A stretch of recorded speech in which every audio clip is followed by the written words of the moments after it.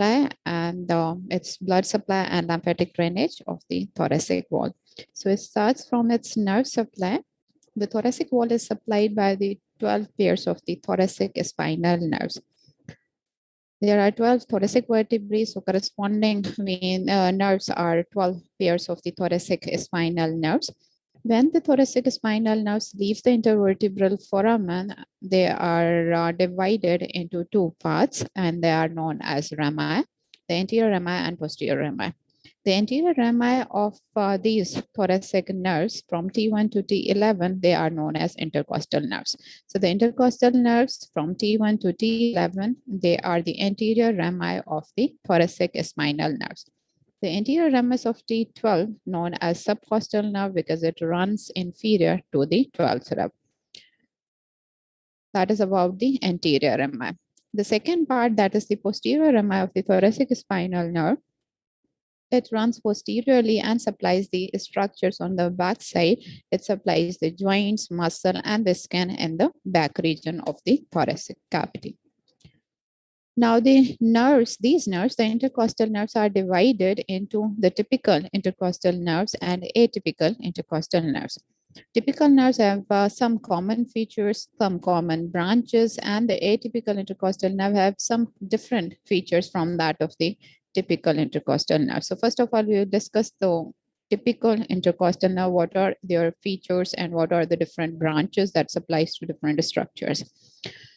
So first of all, the typical spinal nerves are third, fourth, fifth, and the sixth. From third to sixth intercostal nerves, they are known as typical intercostal nerves. Now, related to the course of these nerves, they enter, after exiting from the intervertebral foramen, they enter into the posterior part of the intercostal space. And at this side, it runs in between two structures, in between the parietal pleura and internal intercostal membrane. So at this level, when it exits from the intervertebral foramen, the typical intercostal nerve enters into the space lies between the parietal pleura and the internal intercostal membrane. The internal intercostal membrane is a posterior part, that is the part of the internal intercostal muscle that is replaced by a type of membrane known as internal intercostal membrane. At this site, it gives a first branches known as rami communicants. These rami communicants are the connecting branches which connects the intercostal nerves to the sympathetic trunk. See in this figure, this is the sympathetic trunk. There are two sympathetic trunks lying on each side of the vertebral column. These are the branches known as rami communicants. The rami communicants are of two types, the gray rami and the white rami communicants. The presynaptic fibers means before synapse or before a ganglion. The fibers from the intercostal nerve enters into the ganglion, and after synapsing, the postganglionic fibers goes back to the intercostal nerve in the form of gray rami communicants. So the first type of branches of the typical intercostal nerves are rami communicants. The presynaptic fibers enters into the sympathetic trunk in the form of white rami communicants because they are surrounded by the myelin sheath, so appears as white in color. The postsynaptic fibers from the sympathetic ganglion from the sympathetic trunk goes back to the intercostal nerves and then supplies to the blood vessels, sweat glands, and the smooth muscles of the body wall and limbs. After that, the intercostal runs forward and it enters at the level of the angle of the ribs. It runs in the costal groove or the subcostal groove of the rib. In between the two layers of the muscle, the innermost and the internal intercostal muscle. At this side, at the side of the angle of the rib, it gives off the collateral branches, and these collateral branches supplies to the intercostal muscles and to the parietal pleura. Again, see in this figure, originates at the level of intervertebral foramen, then at this side gives off the gray rami and white rami communicating branches. It runs forward at the angle of the rib. Now it enters into the subcostal groove in between the two layers of the muscle, internal intercostal and innermost intercostal muscle. At this side, at the level of the angle of the rib, it gives off collateral branches. These are the collateral branches. These are the main trunk and then the collateral branches, which supplies to the intercostal muscles and to the parietal pleura. Then the nerve runs anteriorly in between the same layers of the muscle, internal and innermost intercostal muscles. And at this level, in the mid-axillary line, given another branch, the lateral cutaneous branch. As this name indicates, lateral cutaneous branch, it supplies to the area of the skin on the lateral side of the thoracic wall. It runs anteriorly in a forward direction at the near or just at the site of the sternum. The nerve runs anteriorly, passes between the costal cartilages and becomes the anterior cutaneous branch to supply the skin of the anterior aspect of the thorax. The other branches of the typical intercostal nerves are muscular branches that supplies to the main muscle, the intercostal muscle, along with the subcostal, transverse thoracic, levator costrum, and the serratus posterior muscle, the muscles of the thoracic wall. Now see in this figure the course and branches of typical intercostal nerves from third to sixth nerves. Originates from the spinal cord, exits through the intervertebral foramen, gives the rami, communicates branches. The white rami and the gray rami communicants. Then at the angle of the rib, it runs in the subcostal groove in between the innermost and internal intercostal muscles. At this level, gives the collateral branches. Runs on the lateral side, gives off at the level of mid-axillary line, the lateral cutaneous branch to supply the skin of the lateral side of the thoracic wall. The other branches are muscular branches to supply these intercostal muscles. Runs anteriorly and at the level of the sternum, it becomes the anterior cutaneous branch to supply the skin of the anterior thoracic wall.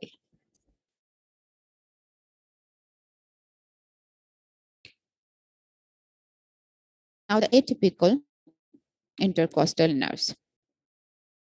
First intercostal nerve known as atypical intercostal nerve because it is somewhat different from that of the typical intercostal nerves. Anterior rami nerve, first of all, it divides the cedar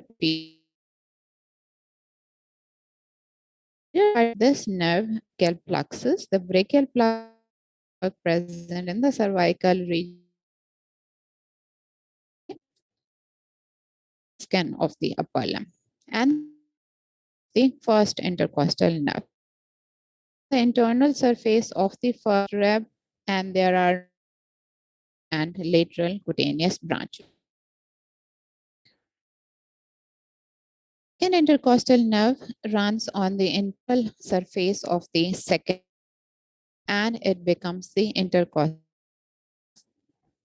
The intercostal is the floor of the axilla, communicates with the medial cutaneous nerve, the medial and posterior arm. So that's why it is also different from the nerve. So it is included in the atypical large lateral cutaneous brachial nerve. The remaining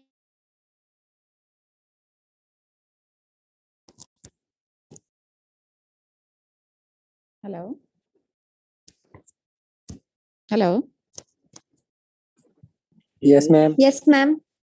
Yes आज ma'am. थोड़ा internet का issue है तो उस वजह से disconnect हो रहा है.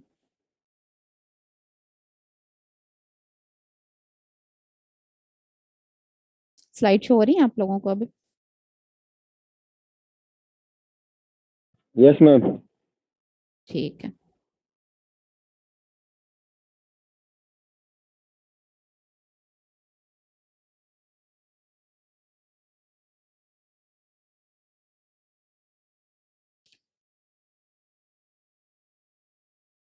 So the remaining intercostal nerves from 7 to 11, they are also known as atypical intercostal nerves because they, after giving the lateral cutaneous branch, they crosses the costal margin and they continues into the abdominal wall as an thoraco-abdominal nerves and supplies the skin and the muscles of the abdominal wall. See in this figure, these nerves are known as atypical nerves because it leaves after giving the lateral cutaneous branch, they runs anteriorly below the costal margins and becomes the thoraco-abdominal nerves to supply the skin and the muscles of the anterior abdominal wall. Now, the arterial supply of the thoracic wall, each intercostal space contains three types of the intercostal arteries, the posterior intercostal arteries and the two anterior intercostal arteries. Each artery then supplies to the muscles, skin, and to the parietal pleura. The posterior intercostal arteries for the upper two spaces originates from a branch of the costocervical trunk known as superior intercostal arteries. So the posterior intercostal arteries for the upper two intercostal spaces arises from the superior intercostal artery. Superior intercostal artery is a branch of costocervical trunk. That is a branch of the subclavian artery. Means from the subclavian artery arises the costocervical trunk. From the costocervical trunks arises superior intercostal artery, which give rise the posterior intercostal arteries for the upper two intercostal spaces. For the remaining 9 spaces, the lower 9 spaces, the posterior intercostal arteries directly originates from the thoracic or the descending aorta. See in this figure, from the subclavian artery arises the costocervical trunk, give rise to the superior thoracic intercostal artery, from which the posterior intercostal arteries for the upper two intercostal spaces arises. For the remaining spaces, 9 spaces, the posterior intercostal arteries directly originates from the descending or from the thoracic aorta. The interior intercostal arteries, two for each intercostal space. For the upper 6 spaces, these are the branches of the internal thoracic artery. The internal thoracic artery itself is a branch of the subclavian. For the remaining lower spaces from 7 to 9, these anterior intercostal arteries arises from the musculophrenic artery, that is a branch of the internal thoracic. Means for the upper 6 spaces directly from the internal thoracic artery, and for the lower spaces from 7 to 9, the anterior intercostal arteries arises from musculophrenic artery. For the inferior two intercostal spaces, there are no anterior intercostal arteries, and these spaces are supplied by the posterior intercostal and the collateral branches. The venous drainage of the thoracic wall, corresponding to the arterial supply, there are same type of the veins, the posterior intercostal and two anterior intercostal veins for each space, and they are located deepest in the costal grooves. The posterior intercostal veins of 4 to 11 intercostal spaces, they ends into azygous or hemiazygous venous system. And them, they enters into the superior vena cava. Posterior intercostal veins of the first intercostal space. Okay, 4 to 11 are hemizygous, and through them they enter into the superior vena cava. A break on spaces, the second and third. The first intercostal space, the posterior intercostal veins directly enters into the respective brachiocephalic veins from the right side into the right brachiocephalic, and on the left side the left brachiocephalic vein.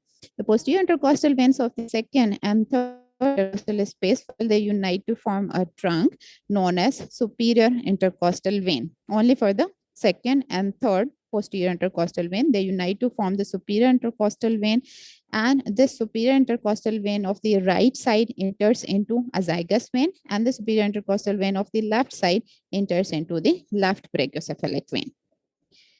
The anterior intercostal vein simply drained by the internal thoracic vein. Only there is a complication in the posterior intercostal veins. ठीक है, posterior intercostal veins को एक overall हम फिर discuss कर लेते हैं. The posterior intercostal veins of 4 to 11 spaces simply into azygous या hemiazygous, and through them they enter into the superior vena कहवा ठीक है अब रह जो स्पेसेस गए first second and third from the first enters into the brachiocephalic on the right side right brachiocephalic and on the left side left brachiocephalic the second and the third posterior intercostal veins first of all they unite to form a trunk and this trunk is known as superior intercostal vein. This superior intercostal vein of the right side enters into a zygous vein and the superior intercostal vein of the left side enters into the left brachiocephalic vein. ठीक है anterior intercostal veins जो हैं वो तो directly interorient into the internal thoracic veins. Now some of the clinical correlates related to the thoracic wall is intercostal nerve block. As its name indicates, it's a type of the nerve block by injecting an anesthetic agent in a specified or localized area to produce the sensory loss at that time, that area. This procedure, known as intercostal nerve block, involves the infiltration of the anesthetic agent around the intercostal nerve trunk and its collateral branches. This one is the main trunk, main neurovascular bundle, and these are the collateral branches. Because any particular area of the skin usually receives the innervation from the two adjacent nerves. That's why the complete loss of sensation usually doesn't occur unless two or more intercostal nerves are anesthetized. So for a particular area to become anesthetized, we have to inject 2 or 3 injections to anesthetize that particular area. The lymphatic drainage of the thoracic wall, it's divided into the lymphatic drainage from the skin of the thoracic wall and from the remaining structures of the intercostal space. So the skin of the thoracic wall on the anterior aspect drained by the anterior group of the axillary limbs and from the side into the posterior axillary group of the lymph for the skin. For the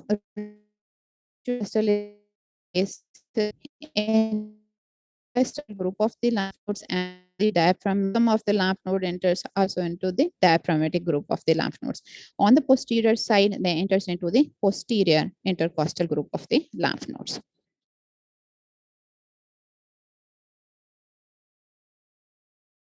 So that's all about the neurovasculature and lymphatic drainage of the thoracic wall.